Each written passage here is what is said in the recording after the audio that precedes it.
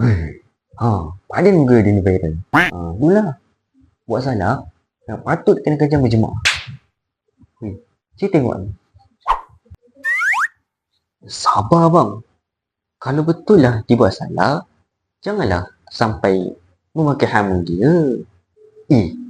Orang macam ni pun nak kesian. Patutnya kena ajar cukup-cukup ni. Tegur ni memang boleh, tapi kenalah beradab. Kita ni kan Muslim.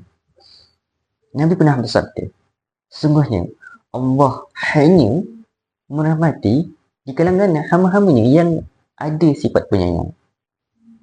Takut pula lah Allah tak rahmat sebabkan cara aku ni cepat sangat menghukum.